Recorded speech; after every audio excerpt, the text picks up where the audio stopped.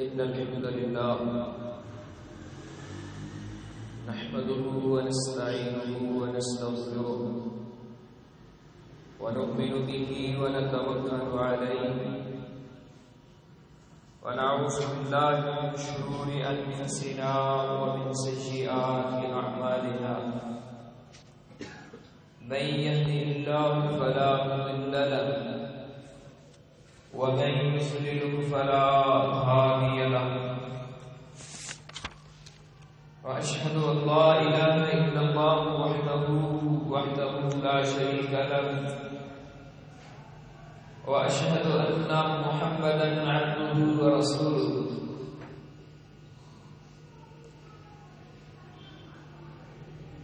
يا أيها الناس اتقوا ربكم الذي خلقكم من نفس واحدة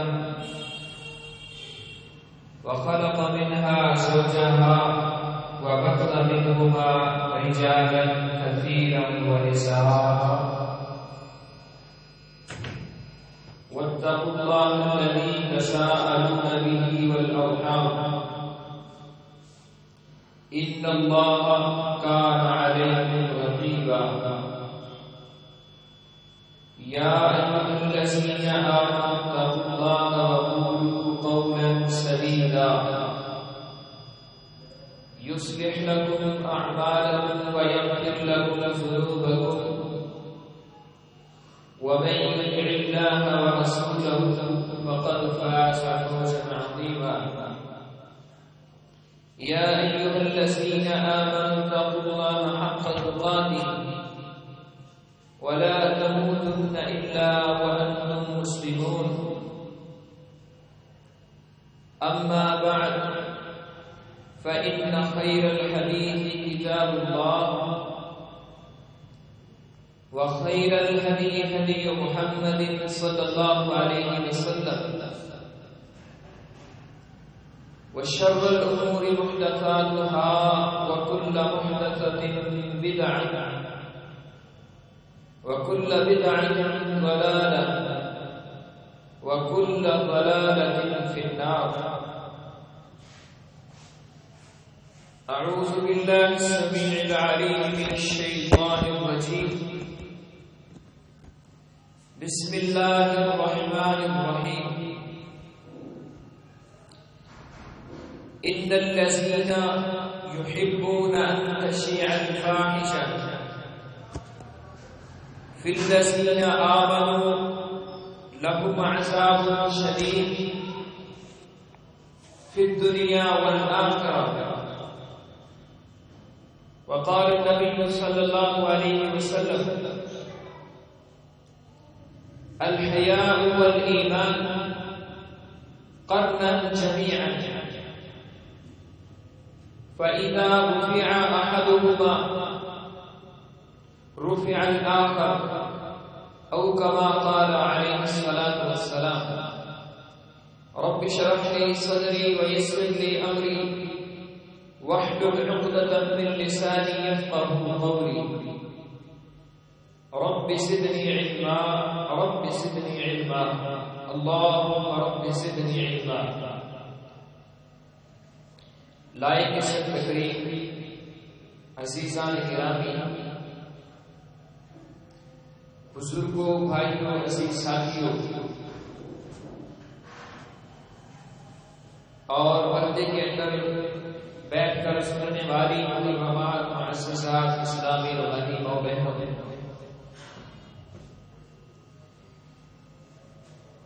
اللہ رب العزت نے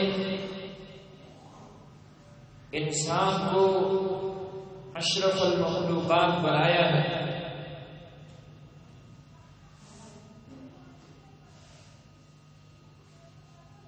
اشرف المخلوقات بنانے کے بعد انسان کے اندر اچھے اور برے کی، کھرے اور کھوٹے کی، غلط اور درست کی تمیز رکھ دی ہے. اِنَّا هَدَيْنَاهُ السَّبِيلَ إِمَّا شَاكِرًا وَإِمَّا كَفُورًا.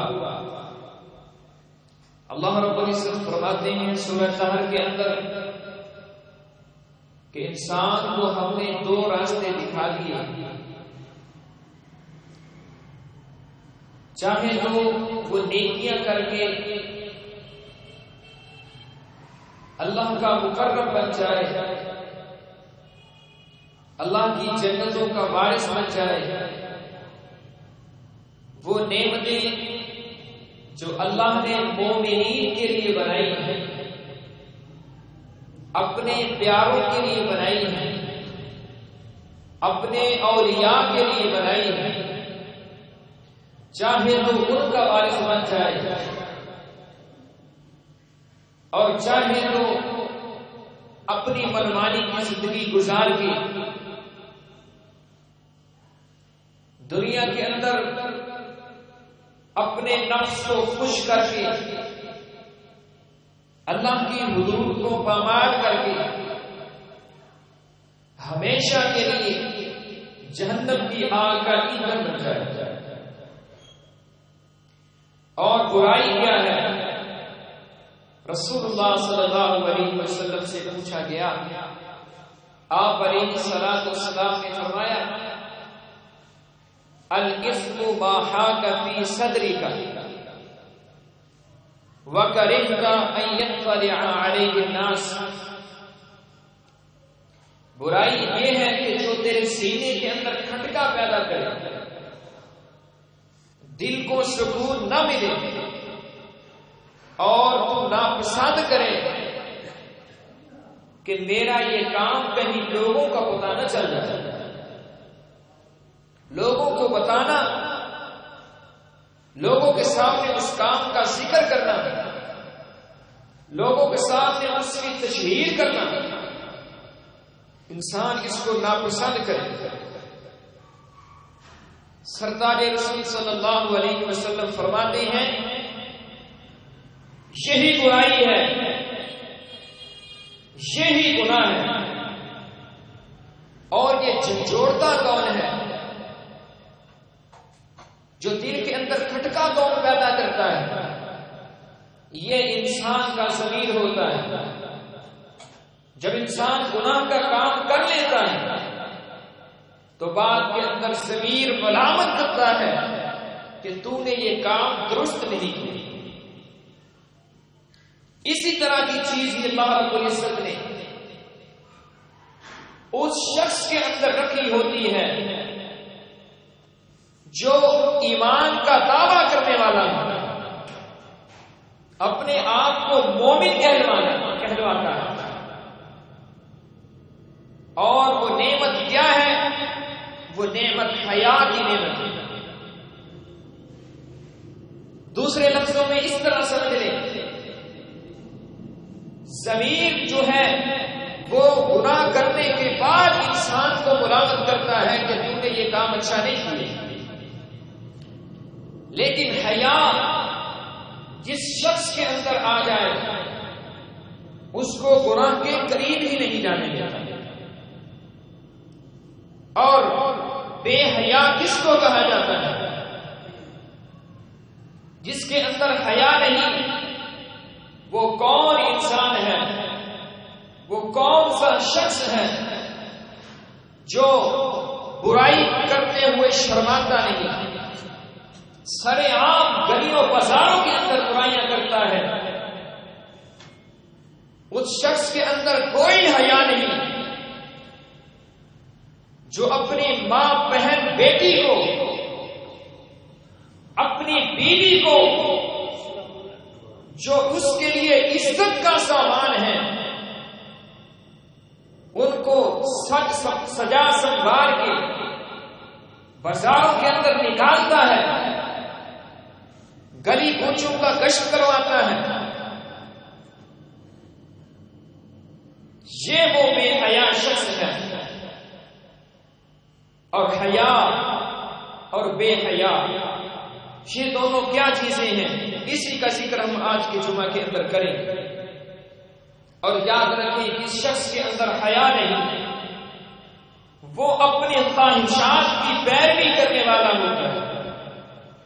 رسول اللہ صلی اللہ علیہ وسلم کو اللہ رب العزت نے مخاطب کر کے فرمایا سورۃ الفرقان کے اندر ارأیت من اتخذ الہہ ہواہ افأنت تکون علیہ وکیلا، اے پیغمبر علیہ السلام، کیا آپ نے اس شخص کو نہیں دیکھا جو اپنی خواہشات کا غلام بن گیا، اپنی خواہشات کی پوجا کرنے لگا، اپنی خواہشات کے لیے اللہ کو ناراض کرنے لگا، اللہ کی حدود کو پامال کرنے لگا۔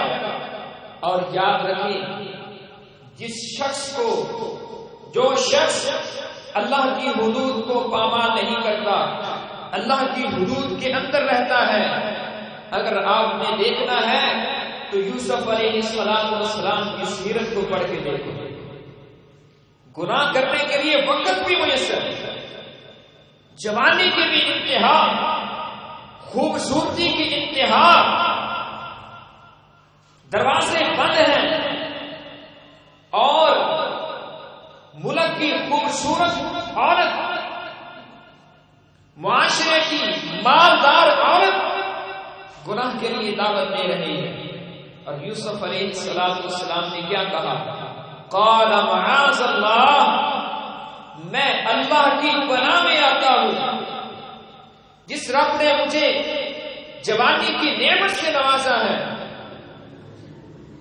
اس نے ایسے عالم کے اندر، جب میں کنویں کے اندر گرا پڑا تھا، اس نے مجھے نکال کر ایک ایسے گھرانے کے اندر رہائش کا بندوبست کیا ہے میرے لیے کہ جو مصر کا امیر ترین گھرانہ ہے۔ میں اپنے رب کی اس نعمت کا نہ شکرہ نہیں۔ پھر کیا ہوا؟ یوسف علیہ السلام کے خلاف وہ عورت پروپیگنڈے کرنے لگی، کرتے کرتے اسٹیج پر پہنچی، معاشرے کی عورتوں کے سامنے اس بات کا ذکر کیا، اگر یوسف نے میری بات نہ مانی تو میں اس کو جیل کی کوٹڑیوں کے اندر پہنچا دوں گی، اندھیری کوٹڑی کے اندر بند کروا دوں گی، میرے پاس قوت بھی ہے، طاقت بھی ہے، میں عزیز مصر کی بیوی ہوں، میں یہ سب کچھ کروا سکتی ہوں۔ تو یوسف علیہ السلام نے کیا کہا؟ قال رب السجن احب الی، کہا اللہ جس کام کی طرف سے مجھے بلاتی ہے اس کام سے تو مجھے جیل ہی بہتر ہے، مجھے جیل پسند ہے۔ جب یوسف علیہ السلام نے یہ سارا کچھ اپنے رب کی محبت کے لیے یہ سب کچھ قربان کر دیا، اپنی خواہشات کے غلام نہ بنے، اللہ کی حدود کو پامال نہ کیا، وہ یوسف جو کبھی کنویں کے اندر گرا پڑا تھا، جس کو بھائی تھپڑ مار رہے تھے، جس کو بھائی باپ سے چھین کر قتل کے ارادے کر رہے تھے، باپ سے دور کرنا چاہتے تھے، آج وہی یوسف مصر کے تخت کا مالک بنا رہے، اور وہ بھائی جو تھپڑ مارنے والے، باپ اور بیٹے کے درمیان جدائی ڈالنے والے، وہ سامنے ہیں، نظریں جھکی ہوئی ہیں اور خیرات مانگ رہے ہیں، خیرات مانگ رہے ہیں۔ اور رسول اللہ صلی اللہ علیہ وسلم نے کیا فرمایا؟ فرمایا وہ شخص جس کو حسن و جمال والی عورت برائی کی دعوت دے، بے حیائی کی دعوت دیتی ہیں، رسول اللہ صلی اللہ علیہ وسلم نے فرمایا وہ شخص اللہ کے ڈر کی وجہ سے اس کے قریب نہیں جاتا، قیامت کا دن ہوگا جس دن کوئی پوچھنے والا نہیں ہوگا، بھائی بہن سے جدا ہو جائے گا، ماں باپ جو اپنی اولاد کے لیے سب کچھ کرتے ہیں وہ بھی اپنی اولاد کو بھول جائیں گے۔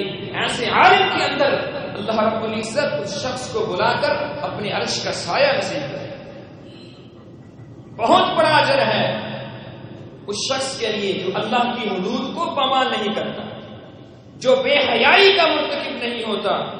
اور رسول اللہ صلی اللہ علیہ وسلم نے کیا فرمایا؟ اللہ رب العزت نے بے حیائی کو حرام کیا ہے مومنوں کے لیے۔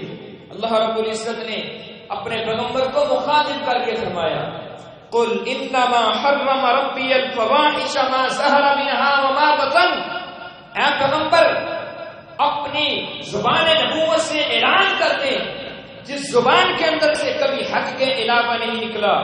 کیا فرمایا؟ انما حرم ربی الفواحش، اللہ رب العزت نے فحاشی کو تمہارے لیے حرام کر دیا، حرام کر دیا ہے. اور یاد رکھو جس شخص کے اندر ایمان آ جاتا ہے اس شخص کے اندر کبھی بے حیائی نہیں آتی. رسول اللہ صلی اللہ علیہ وسلم کا فرمان عالی شان جو میں نے آپ کے سامنے ابھی پڑھا ہے جمعہ کے خطبہ کے آغاز کے اندر، رسول اللہ صلی اللہ علیہ وسلم نے فرمایا الحیاء والایمان قرنا جمیعا اذا رفع احدهما رفع الاخر. ایمان اور حیا دونوں ایک ہی چیز ہیں، ایک دوسرے کے برابر ہیں. جب حیا چلی جاتی ہے تو اللہ رب العزت اس شخص سے ایمان کو بھی چھین لیتے ہیں. کتنی فضیلت کا حامل ہے یہ حیا. رسول اللہ صلی اللہ علیہ وسلم نے فرمایا الحیاء من الایمان، حیا تو ایمان میں سے ہے. الحیاء شعبۃ من الایمان، دوسری روایت کے الفاظ ہیں حیا ایمان کے شعبوں میں سے ایک شعبہ ہے. اور جو آدمی حیا کرنے لگتا ہے، ایمان کو مضبوط کرنے لگتا ہے، اس کو اللہ رب العزت پھر کیسی بلندیاں عطا کرتے ہیں. ابو مرثد غنوی رضی اللہ تعالیٰ عنہ ایمان لانے سے پہلے چوریاں کیا کرتے تھے. رسول اللہ صلی اللہ علیہ وسلم نے فرمایا ابو مرثد ہم تجھے تیرے کام سے جدا نہیں کریں گے، چوریاں کر، لیکن جس چوری کے لیے، جس ڈاکے کے لیے میں تمہیں بھیجوں گا اس کے لیے اللہ رب العزت تمہیں اجر بھی عطا کرے گا. کون سی چوری، کون سا ڈاکہ؟ فرمایا مکے کے اندر مسلمان قیدی موجود ہیں، ان کو وہاں سے نکال، اللہ رب العزت اس کے بدلے میں تجھے نیکیاں عطا کریں گے. ابو مرثد جاتے ہیں رضی اللہ تعالی عنہ، رات کی تنہائیوں کے اندر وہ سارا حساب لگاتے ہیں کہ مومن قیدی کہاں، مشرکین نے ان کو قید کر کے رکھا ہوا ہے. دوسرے دن، دوسری رات ان قیدیوں کو وہاں سے نکالتے ہیں. دوسری رات بھی نکالا، تیسری رات بھی نکالا.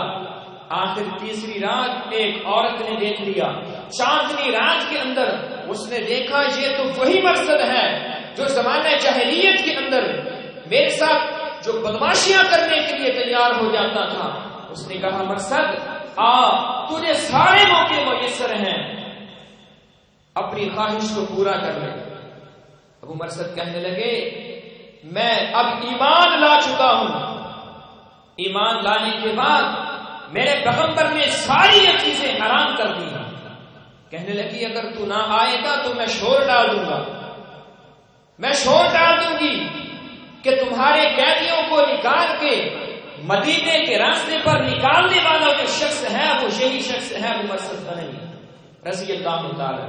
کہا جو مرضی کر لو، میں اس کام کے لیے تیار نہیں ہوں.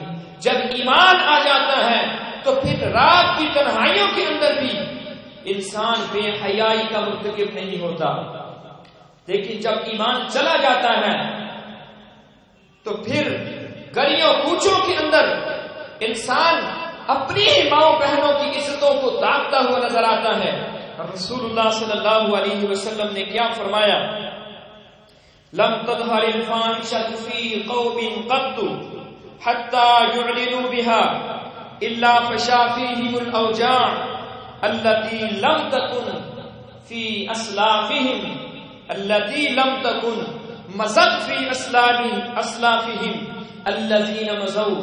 ابن ماجہ کی روایت ہے رسول اللہ صلی اللہ علیہ وسلم نے فرمایا جب کسی قوم کے اندر اعلانیہ فحاشی ہوتی ہے، اعلانیہ بے حیائی کی جاتی ہے، لوگوں کی عزتوں کو داغا جاتا ہے، رسول اللہ صلی اللہ علیہ وسلم نے فرمایا جب ایسے کام کیے جاتے ہیں اللہ رب العزت اس قوم کے اندر ایسیاں بیماریاں پیدا کر دیتے ہیں، ایسیاں بیماریاں پیدا کر دیتے ہیں جو ان کی قوموں نے پہلے کبھی سنی بھی نہیں ہوئی.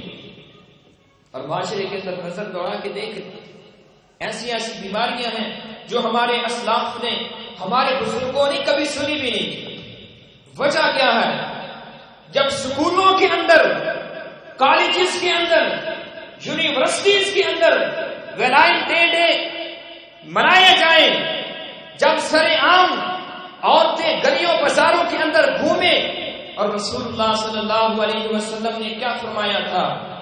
قرب قیامت عورتیں گلیوں کے اندر ایسے نکلیں گی، لباس تو پہنے ہوں گے لیکن لباس پہننے کے باوجود ننگی ہوگی، اور وہ زمانہ آ چکا ہے۔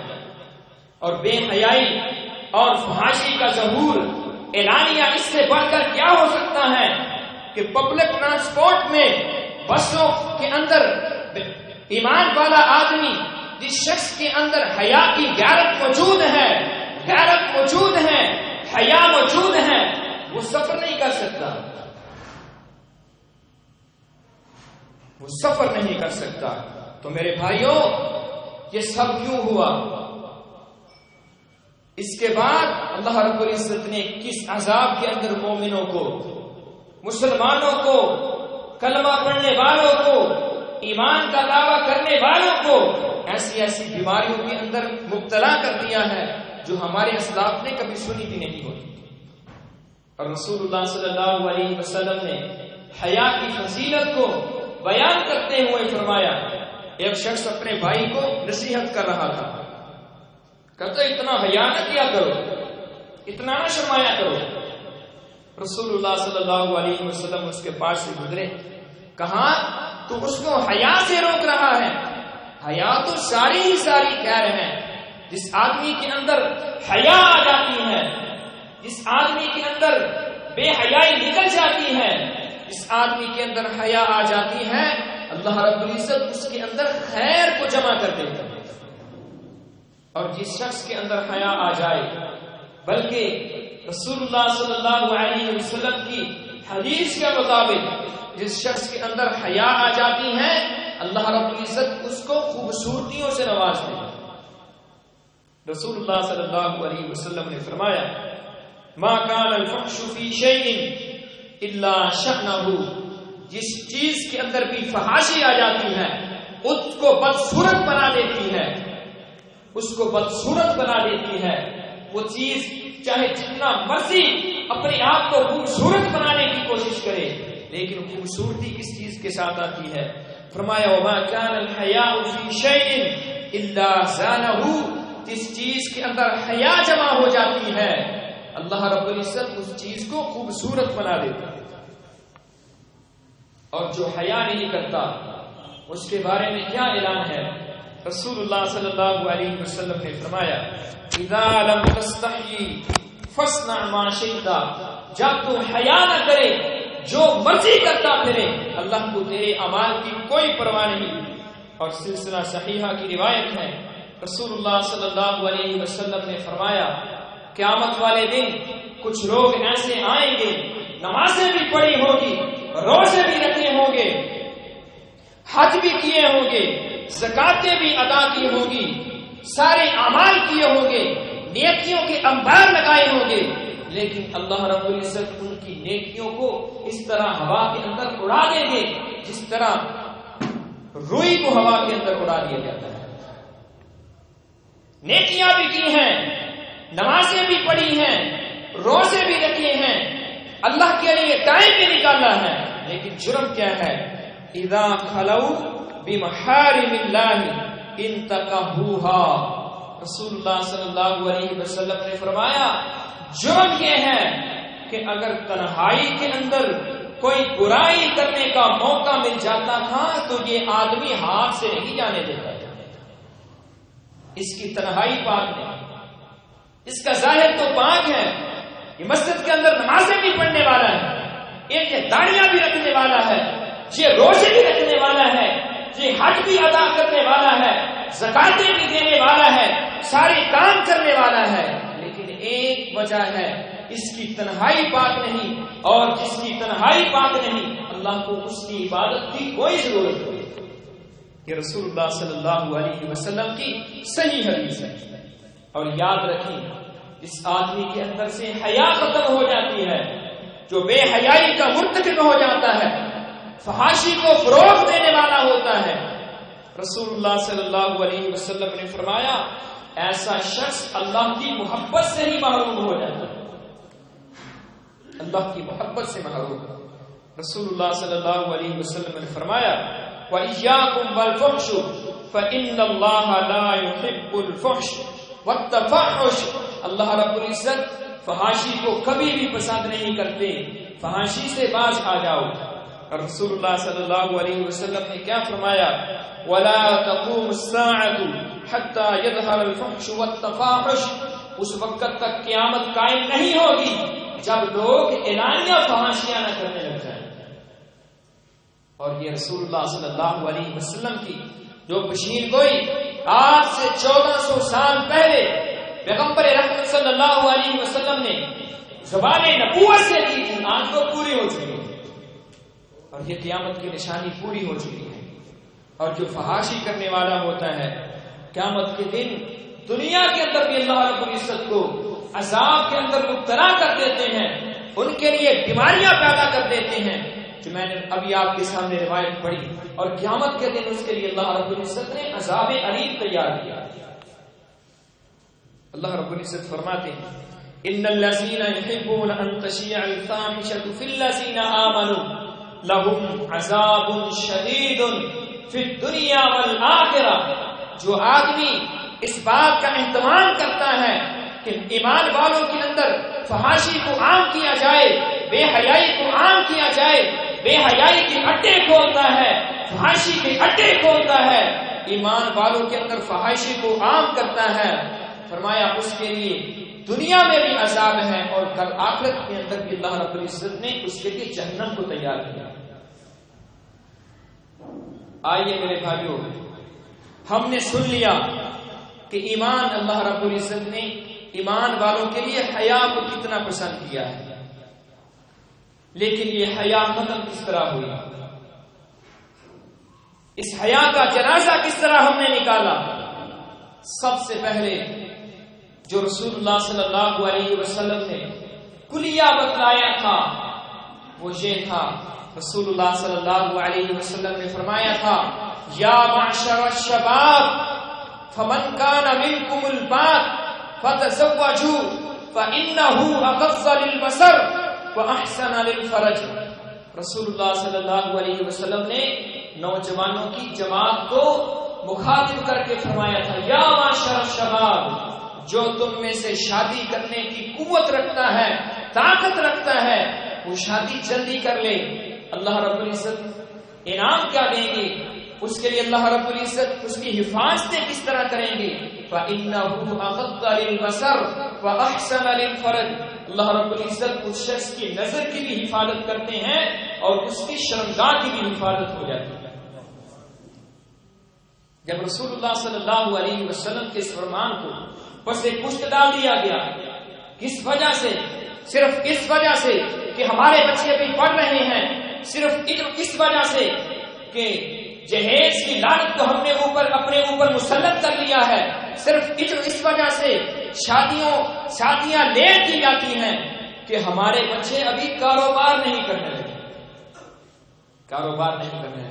اور رسول اللہ صلی اللہ علیہ وسلم کے فرمان کے مطابق وہ والدین جن کی اولادیں جوان ہو چکی ہیں، اگر وہ اپنی اولادوں کی شادیاں نہیں کرتے، پیغمبر علیہ السلام کے فرمان کے مطابق وہ ماں باپ اللہ کے بھی مجرم ہیں، تو میرے بھائیوں، اس فرمان کی مخالفت کی وجہ سے آج فحاشی عام ہو چکی ہے۔ خواہشات اللہ رب العزت نے ہر انسان کے اندر رکھی ہے، لیکن اس خواہش کو تکمیل تک پہنچانے کے لیے اللہ رب العزت نے شادی کا ایک نظام بنایا، لیکن جب اس کو پس پشت ڈالا گیا تو پھر اس طرح کے معاملات بنے۔ دوسرا، ہم نے گناہ کیا کیا؟ رسول اللہ صلی اللہ علیہ وسلم نے تو جب نیکی کی مجلس جمائی ہے، ایمان والوں کی مجلس جمائی ہے، جب علم کی مجلس جمائی ہے، تو اس وقت بھی رسول اللہ صلی اللہ علیہ وسلم نے عورتوں کو مردوں کے برابر نہیں بٹھایا۔ یہ کو ایجوکیشن سسٹم جو ہمارے زمانوں کے اندر رائج ہو چکے ہیں، لڑکیوں اور لڑکوں کا اکٹھا نظام، یہ بغیرتی اور فحاشی کے پروپیگنڈے، یہ سارے نظام یہودیوں اور عیسائیوں کی طرف سے یہ سارے نظام آنے والے، ان کو ہم نے اپنے اوپر مسلط کیا۔ جبکہ رسول اللہ صلی اللہ علیہ وسلم علم کی مجلس لگایا کرتے تھے، عورتوں نے آ کر کہا اللہ کے پیغمبر صلی اللہ علیہ وسلم مرد آپ سے نیکی کی باتیں سیکھتے ہیں، ایمان کی باتیں سیکھتے ہیں، اپنے ایمان کو تازہ بھی کرتے ہیں، نیکیاں کرنے کے طریقے سیکھتے ہیں، جہنم کے تذکرے آپ سے سنتے ہیں، جہنم کے تذکرے سنتے ہیں، ہمیں بھی کچھ سنا دیا کریں، ہمارے لیے بھی ایک دن مختص کر دیں۔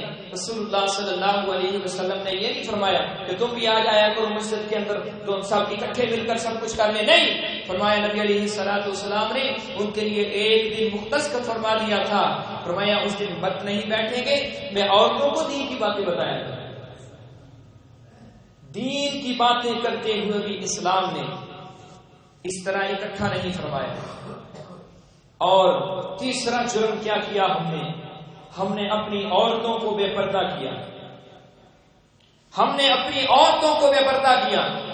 جب عورت خوشبو لگا کر بازاروں کے اندر نکلے، جب عورت اپنا چہرہ ننگا کر کے بازاروں کے اندر نکلے، جب عورت خاوند کے لیے اللہ رب العزت نے سجنے سنورنے کا عورت کو حکم دیا تھا، وہ کام جب غیر مردوں کے لیے عورت کرنے لگے تو پھر اس طرح کے کام ہو جایا کرتے ہیں۔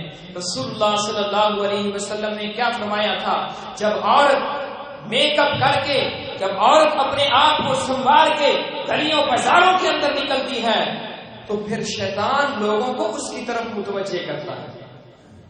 تو اس لیے میرے بھائیوں، ہمیں اپنے ایمان کی فکر کرنی چاہیے، اپنے حیا کی فکر کرنی چاہیے، اور رسول اللہ صلی اللہ علیہ وسلم کی حدیث کے مطابق اس آدمی کا جتنا ایمان مکمل مضبوط ہوگا اس شخص کے اندر اتنی ہی حیا مضبوط ہوگی۔